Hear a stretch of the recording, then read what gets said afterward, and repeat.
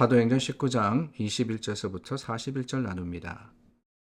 이 일이 있은 후에 바울이 마게도냐와 아가야를 거쳐 예루살렘에 가기로 작정하여 이르되 내가 거기 갔다가 후에 로마도 보아야 하리라 하고 자기를 돕는 사람 중에서 디모데와 에라스도 두 사람을 마게도냐로 보내고 자기는 아시아에 얼마 동안 더 있으니라. 그때쯤 되어 이 도로 말미암아 적지 않은 소동이 있었으니 즉 데마드리오라 하는 어떤 은장색이 은으로 아데미의 신상 모형을 만들어 직공들에게 적지 않은 벌이를 하게 하더니 그가 그 직공들과 그러한 영업하는 자들을 모아 이르되 여러분도 알거니와 우리의 풍족한 생활이 이 생업에 있는데 이 바울이 에베소뿐 아니라 거의 전 아시아를 통하여 수많은 사람을 권유하며 말하되 사람의 손으로 만든 것들은 신이 아니라 하니 이는 그대들도 보고 들은 것이라. 우리가 이 영업이 천하여질 위험이 있을 뿐 아니라 큰 여신 아데미의 신전도 무시당하게 되고 온 아시아와 천하가 위하는 그의 위엄도 떨어질까 하노라 하더라. 그들이 이 말을 듣고 분노가 가득하여 외쳐 이르되 크다 에베소 사람의 아데미야 하니 온 시내가 요란하여 바울과 같이 다니는 마게도냐 사람 가이오와 아리스다고를 붙들어 일제히 연극장으로 달려 들어가는지라. 바울이 백성 가운데로 들어가고자 하나 제자들이 말리고 또 아시아 관리 중에 바울의 친구된 어떤 이들이 그에게 통지하여 연극장에 들어가지 말라 권하더라. 사람들이 외쳐 어떤 이는 이런 말을 어떤 이는 저런 말을 하니 모인 무리가 분란하여 태반이나 어찌하여 모였는지 알지 못하더라. 유대인들이 무리 가운데서 알렉산더를 권하여 앞으로 밀어내니 알렉산더가 손짓하며 백성에게 변명하려 하나 그들은 그가 유대인인 줄 알고 다 한 소리로 외쳐 이르되 크다 에베소 사람의 아데미야 하기를 2시간이나 하더니 서기장이 무리를 진정시키고 이르되 에베소 사람들아 에베소 씨가 큰 아데미와 제우스에게서 내려온 우상의 선전지기가 된 줄을 누가 알지 못하겠느냐. 이 일이 그렇지 않다 할 수 없으니 너희가 가만히 있어서 무엇이든지 경솔이 아니하여야 하리라. 신전의 물건을 도둑질하지도 아니하였고 우리 여신을 비방하지도 아니한 이 사람들을 너희가 붙잡아 왔으니 만일 데마드리오와 그와 함께 있는 직공들이 누구에게 고발할 것이 있으면 재판 날도 있고 총독들도 있으니 피차 고소할 것이요 만일 그 외에 무엇을 원하면 정식으로 민회에서 결정할지라. 오늘 아무 까닭도 없는 이 일에 우리가 소요 사건으로 책망받을 위험이 있고 우리는 이 불법 집회에 관하여 보고할 자료가 없다 하고 이에 그 모임을 흩어지게 하니라. 목요일 아침 하나님의 말씀을 함께 나눕니다. 오늘 19장 말씀을 저희가 함께 읽었는데 21절 말씀에 보니까 바울이 마게도냐와 아가야를 거쳐 예루살렘으로 가기로 작정했다라고 했습니다. 이제 선교 여행을 마무리하면서 예루살렘을 향해서 발걸음을 옮기고 있습니다. 그런데 그냥 예루살렘에 가고자 함이 아니라 분명한 목적이 있었는데 내가 거기 갔다가 후에 로마도 보아야 하리라 라고 말씀을 하고 있습니다. 로마도 보아야 하리라. 이 말씀은 로마로 어떤 여행을 가겠다 아니면은 로마에 가야 하는 것이 내가 바라는 바다라는 것이 아닙니다. 이 말씀을 원어적인 표현으로 보자 그러면은 성령이 그런 감동을 주셨다라고 하는 거예요.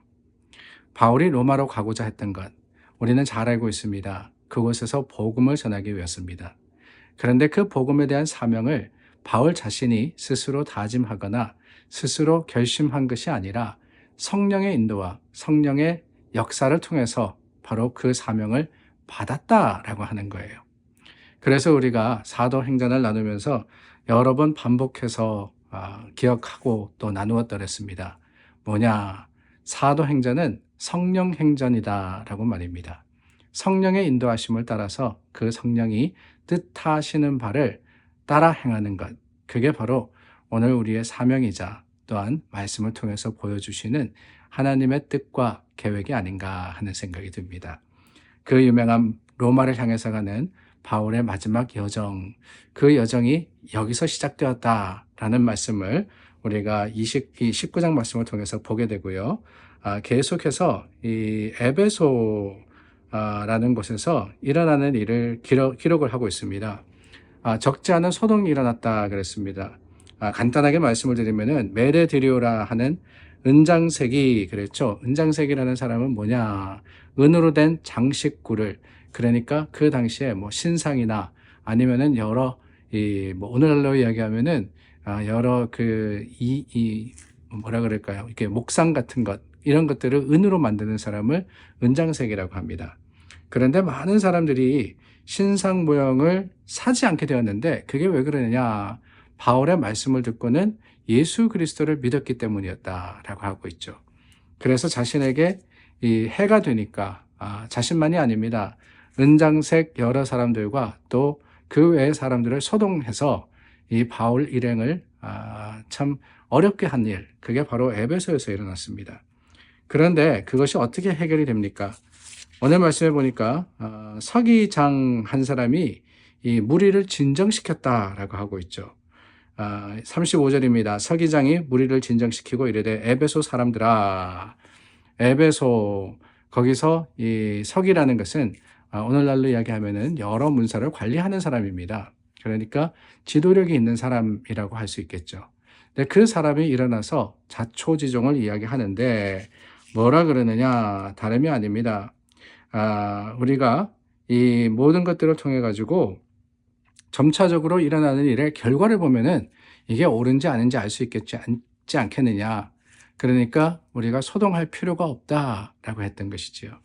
그로 인해서 바울이 어려운 상황에서 벗어났던 것을 보게 됩니다. 그러고 보면 오늘 말씀은 사도행전의 또 다른 패턴을 보여주고 있습니다. 무엇이냐? 바울이 하나님의 사역을 하면은 다 형통한 것은 아니었죠. 가는 곳마다 여러 어려움을 겪습니다. 그러나 그 어려움 가운데서도 두려워할 것이 없는 이유는 무엇이냐? 하나님이 피할 길을 주시더라라고 하는 거예요. 때로는 그 피할 길이 이 예수 그리스도를 아는 사람들을 통해서도 이루어지지만 그렇지 않을 때도 있습니다. 서기장이 예수님을 믿었던 게 아니에요. 그러나 그럼에도 불구하고 하나님은 이 피할 길을 열어주시는 것을 우리는 보게 되는 겁니다. 이게 얼마나 감사한 일이고 놀라운 일입니까? 하나님은 우리가 당하고 있는 여러 어려움들과 또한 여러 상황들을 아시는 분이십니다. 그렇기 때문에 우리를 위해서 역사하시는 하나님은 반드시 우리로 하여금 그 상황을 이길 수 있고 견딜 수 있고 또한 그 상황을 통해서 오히려 감사할 수 있는 여러 상황들, 그리고 또 그 순간들을 허락하시더라는 거예요. 바울의 믿음이 어디 있었느냐? 그 믿음, 그 용기가 어디에서 나왔느냐? 다른 게 아니죠. 하나님이 그러실 줄 알기 때문이 아니겠습니까? 내가 여러 가지 어려움을 겪더라도 하나님은 나를 위하시는 분이시고 나를 위해서 역사하시고 나로 하여금 이 상황을 견디고 이기게 하실 것을 확신했을 때 무엇이 바울을 실패하게 하고 무엇이 바울을 두렵게 했겠습니까? 오늘 저와 여러분들도 그런 믿음과 소망을 가지기를 원합니다. 우리 상황 속에서도 물론 바울이 겪었던 그런 일을 겪지는 않겠지요. 그러나 다양한 도전과 또한 유혹과 상황 속에서 실망할 때도 또한 실패할 때도 있습니다. 근데 그럴 때 기억하시기를 바랍니다. 그게 다가 아니라는 사실을 말입니다. 하나님은 우리를 위해서 지금도 역사하시기 때문에 곧 이 모든 일들을 통해서 오히려 하나님의 거룩하심을 드러내시고 주님의 긍휼하신 사랑 가운데 우리로 하여금 세상을 이기게 하실 것을 확신하며 오늘도 성령의 인도를 따라서 주님의 이끄시는 그 길을 가시는 여러분들이 되시기를 예수님의 이름으로 축원합니다. 우리 함께 기도하겠습니다. 참 좋으신 하나님 감사합니다. 말씀으로 하루를 시작하게 하시고 말씀의 위로와 확신을 가지게 하시니 참 감사합니다. 주님, 그 주님의 말씀을 따라 오늘도 행하려 하니 우리의 도움이 되어 주시옵고 우리의 능력이 되어 주시옵소서. 예수님의 이름으로 기도드립니다. 아멘. 오늘도 우리를 위해서 함께 하시는 하나님, 그 성령의 역사를 기대하며 기도합니다. 수요 예배가 있는 날입니다. 수요 공부와 함께 하는데 여러분들 또 계속해서 기도해 주시고 관심을 가져주시기를 바랍니다. 우리 함께 기도하겠습니다.